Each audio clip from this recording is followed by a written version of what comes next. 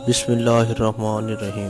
تمام تر تعریفیں اللہ کے لیے اور تمام تر درود و سلام محمد و آل محمد کے لیے، جن کا خروج نسل انسانی کی تباہی ثابت ہو۔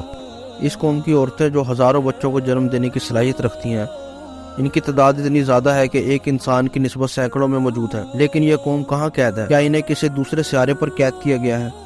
کیا حضرت ذوالقرنین کا سفر ایک خلائی سفر تھا؟ ہم آج اس ویڈیو میں یاجوج ماجوج کے قرآنی واقعے کو جدید سائنس اور فلکیات کی روشنی میں پیش کریں گے۔ حضرت ذوالقرنین اللہ کے نیک بندے اور بادشاہ تھے۔ انہیں دنیا کے بڑے حصے پر حکومت عطا کی گئی تھی۔ قرآن مجید میں ذوالقرنین کے 3 سفروں کا حال بیان ہوا ہے۔ یہ سفر انتہائی عجیب اور عبرت خیز ہیں۔ آپ کا پہلا سفر مغرب کی جانب تھا، جس کا مقصد آب حیات کو تلاش کرنا تھا، لیکن آپ اس میں ناکام رہے۔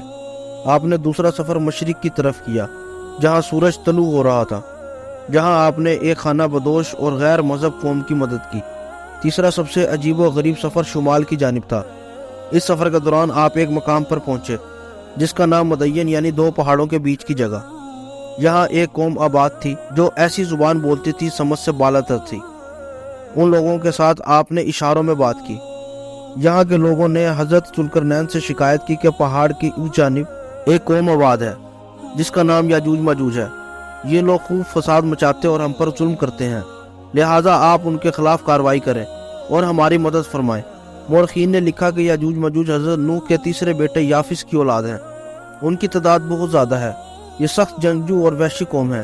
یہ جانوروں کی طرح زندگی گزارتے ہیں اور غاروں میں رہا کرتے ہیں، اور بہار کے موسم میں نکل کر کھیتیاں اور سبزیاں کھا جاتے ہیں۔ یہ لوگ اس قدر جنگلی ہے کہ آدمیوں، جنگلی جانوروں، سانپ، بچھو، گرگٹ اور ہر طرح کے حیوانات کو کھا جاتے ہیں۔ لہذا حضرت ذوالقرنین سے ان لوگوں نے فریاد کی کہ آپ ہمیں یاجوج ماجوج کے شر سے بچائیں، اس کے بدلے میں ہم آپ کو کچھ مال دے دیں گے۔ حضرت ذوالقرنین نے فرمایا، مجھے تمہارے مال کی ضرورت نہیں ہے، اللہ نے مجھے سب کچھ دیا ہے، بس تم لوگ میری مدد کرو تاکہ میں ان 2 پہاڑوں کے درمیان ایک دیوار بنا سکوں۔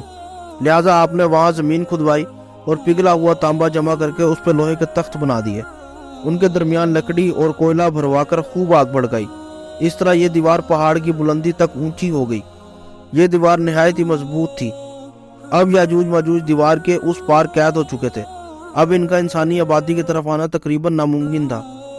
لوگوں نے حضرت ذوالقرنین کا شکریہ ادا کیا تو انہوں نے فرمایا، وقتی طور پر تو یہ دیوار یاجوج ماجوج سے لوگوں کو محفوظ رکھے گی، لیکن ہر ایک چیز ایک دن ختم ہو جاتی ہے، لہذا یہ دیوار بھی ایک دن توڑ دی جائے گی اور یاجوج ماجوج نکل آئیں گے۔ حدیث کے مطابق یاجوج ماجوج روزانہ اس دیوار کو توڑتے ہیں اور دن بھر محنت کرتے کرتے اسے توڑنے کے قریب ہو جاتے ہیں۔ تو ان کا سردار کہتا ہے کہ چلو باقی کو کل توڑیں گے۔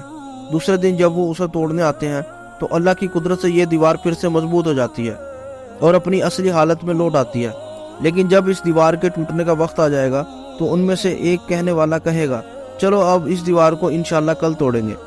ان لوگوں کے انشاءاللہ کہنے کی برکت سے دیوار ٹوٹ جائے گی۔ یہ وقت قیامت کے قریب کا وقت ہوگا۔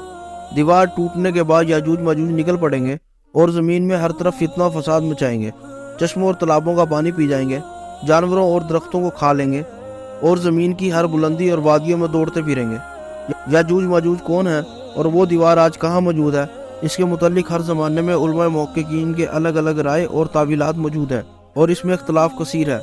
پہلا نظریہ یہ ہے کہ تاتار اور منگول یاجوج ماجوج تھے، جو 11ویں صدی میں اسلامی ممالک پر حملہ آور ہوئے اور خوب تباہی مچائی۔ دوسرا نظریہ یہ ہے کہ یورپی اور امریکی عوام ہی یاجوج ماجوج ہیں، کیونکہ عیسائی لٹریچر میں انہیں گوگ اور میگوگ کی نسل سے جوڑا گیا ہے، جنہوں نے 18ویں صدی میں دنیا کے مختلف حصوں پر قبضہ کیا اور خوب لوٹ مار کی۔ تیسرا نظریہ یہ ہے کہ ترک قوم ہی یاجوج ماجوج کی اولاد ہے، جنہوں نے عہد وسطیٰ میں پورے وسط ایشیا پر حکومتیں قائم کی۔ لیکن اب سوال یہ اٹھتا ہے کہ وہ عظیم اور بلند دیوار کہاں ہے جو حضرت ذوالقرنین نے یاجوج ماجوج سے حفاظت کے لیے بنائی تھی؟ لہٰذا مختلف ممالک میں پائے جانے والے تاریخی دیواروں اور دروں کو یاجوج ماجوج کے اس دیوار سے جوڑا جاتا ہے، جن میں دیوار چین، جرمنی کی دیوار برلن اور روس کا درہ داریال شامل ہیں۔ لیکن یہ تمام دیوار اتنی مضبوط نہیں کہ انہیں توڑا نہ جا سکے، اور نہ ہی یہ لوہے اور تانبے کی دیوار ہے، لہٰذا یہ تمام دیوار بھی فاسد قرار پائی، اور یہ دیوار ذوالقرنین کے ساخت و بناوٹ پر اطلاق نہیں کی جا سکتی۔ چند علماء اور محققین نے یاجوج ماجوج کے متعلق ایک سائنسی نظریہ پیش کیا ہے جو قابل غور ہے۔ اس نظریے کے مطابق حضرت ذوالقرنین انسان نہیں بلکہ ایک فرشتہ سے، جیسا کہ روایتوں میں آتا ہے کہ ایک دفعہ حضرت علی نے ایک شخص کو یہ کہتے ہوئے سنا ओए ज़ुल्करनैन, जिस पर गुस्से में हज़रत अली अलैहिस्सलाम ने फरमाया, पैगंबरों के नाम पर अपने नाम रखना तुम लोगों के लिए काफ़ी नहीं, जो आप एक दूसरे को फरिश्तों के नामों से पुकार रहे हो। इस रवायत से ये साफ होता है कि हज़रत ज़ुल्करनैन अलेक्जेंडर द ग्रेट और साइरस नहीं, जैसा कि कुछ लोग उन्हें दुनियावी बादशाहों से जोड़ते हैं, बल्कि वो एक फरिश्ता थे जो एक मखसूस काम के लिए मुकर्रर किए गए थे। सूरह काफ की आयतों में लिखा है कि बेशक हमने ज़ुल्करनैन को ज़मीन पर हुक्मरानी दी थी और हमने इसे हर चीज़ समझने के लिए एक रास्ता दिया था, तो वो एक रास्ते पर रवाना हुआ। इन आयत में लफ्ज़ सबबन को मुहक्किकीन ने आसमान पर जाने वाला रास्ता करार दिया है, जिस रास्ते पर चलकर हज़रत ज़ुल्करनैन आसमान पर गए थे। हज़रत ज़ुल्करनैन एक ऐसे मकाम पर पहुंचे थे जहां सूरज काले पानी में डूब रहा था, बल्कि आज हम जानते हैं कि सूरज गुरूब नहीं होता बल्कि ज़मीन की तरह अपने मदार पर गर्दिश करता है। हज़रत ज़ुल्करनैन अलैहिस्सलाम उस रास्ते पर चलते हुए ऐसी जगह पहुंच गए जहां सूरज गुरूब हो रहा था।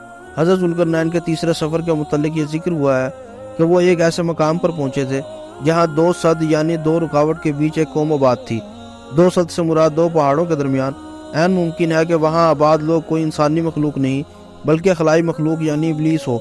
उन्होंने हज़रत ज़ुल्करनैन से ये दरख्वास्त की कि वो एक बैरियर बना दें ताकि वो याजूज मजूज से महफूज हो जाएं।